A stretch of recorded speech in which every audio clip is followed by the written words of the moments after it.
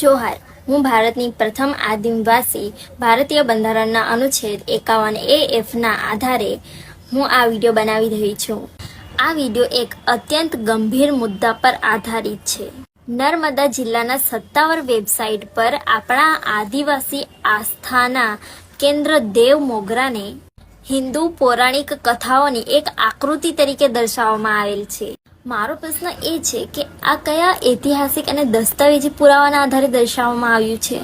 જ્યારે દેવ મોગરા આદિવાસી સમુદાયની આદિ અનાદિ રૂઢિ આસ્થા પ્રાકૃતિક અને સાંસ્કૃતિક ધરોહર છે. આ પ્રકારની રજૂઆત આપણી યાહામોગીની મૂળ ઓળખને અસર પહોંચાડે છે અને દેશ વિદેશમાં ગેરસમજ ઊભી કરી શકે છે.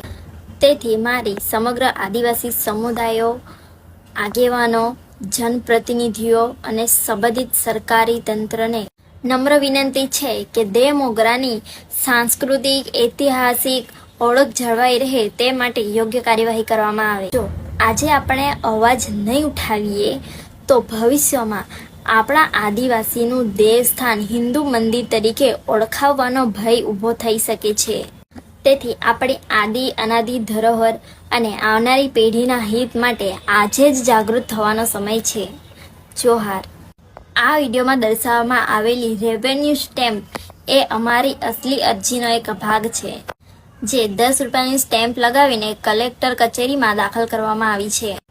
આ માત્ર એક સોશિયલ મીડિયા પોસ્ટ નહીં, પરંતુ કાનૂની પ્રક્રિયા છે, જેમાં સરકારી ફી ભરીને ઔપચારિક અરજી કરવામાં આવી છે. વિડીયોમાં PNG સ્વરૂપે તેનો ઉપયોગ માત્ર શૈક્ષણિક અને જાગૃતતાના હેતુ માટે કરવામાં આવ્યો છે. આ કોઈ નકલી કે સરકારી પ્રમાણપત્ર નથી, પણ આપણી બંધારણીય ફરજ આર્ટિકલ 51A(F) યાદ અપાવવાનો એક પ્રયાસ છે. આપણો ઇતિહાસ, આપણી ઓળખ.